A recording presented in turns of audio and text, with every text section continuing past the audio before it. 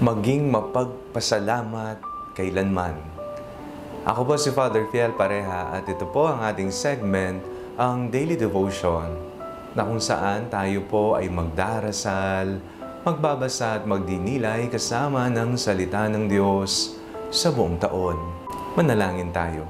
Sa ngalan ng Ama, ng Anak at ng Espiritu Santo. Amen. Halina, banal na Espiritu, liwanagan mo ang aming puso at isip, nang maunawaan at may sa buhay namin ang iyong salita. Amen. Our Bible passage for today is from the Gospel of St. Luke chapter 1, verses 46 to 56, and I read it for you. And Mary said, "My soul magnifies the Lord, and my spirit rejoices in God my Savior. For He has looked with favor on the lowliness of His servant. Surely, from now on, all generations will call me blessed. For the Mighty One has done great things for me, and holy is His name. His mercy is for those who fear Him from generation to generation. He has shown strength with His arm.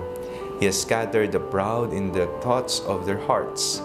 He has brought down the powerful from their thrones, and lifted up the lowly. He has filled the hungry with good things, and sent the rich away empty. He has helped His servant Israel in remembrance of His mercy, according to the promise He made to our ancestors, to Abraham and to his descendants forever." And Mary remained with her for about 3 months, and then returned to her home. Maging mapagpasalamat palagi. May kilala po ba kayong tao na palagi mong maririnig sa kanyang bibig ang salitang salamat? Maraming salamat. Salamat po. Thank you po. Maliit na biyaya, malaking biyaya, salamat sa Diyos. May pagkain sa mesa, salamat sa Diyos.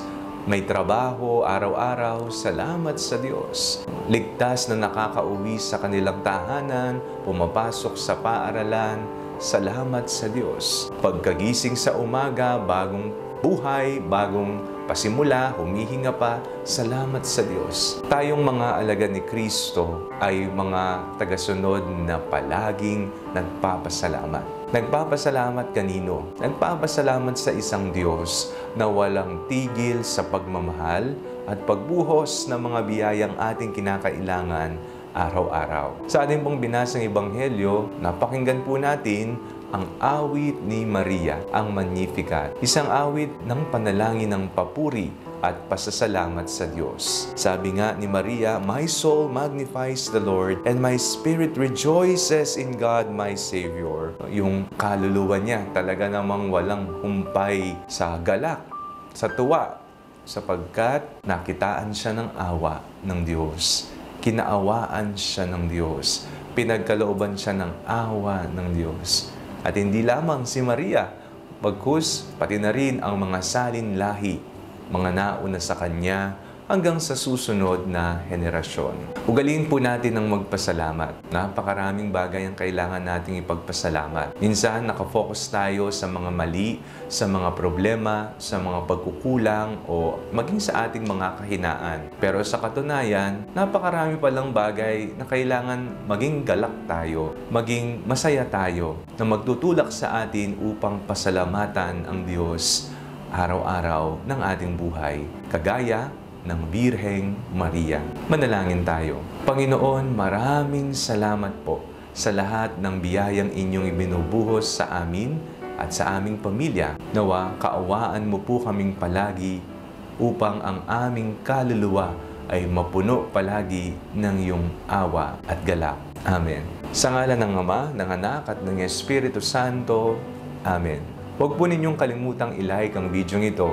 Mag-comment po kayo and share it with your family and friends. Ang Panalangin Bago Matulog ay may sariling Facebook page na po. Huwag niyo pong kakalimutang mag-like at mag-follow dito, and do not forget to subscribe to our YouTube channel. I-click niyo lamang po ang link na nasa description ng video ito, o kaya naman po, just search Father Fiel Pareha. God bless you po.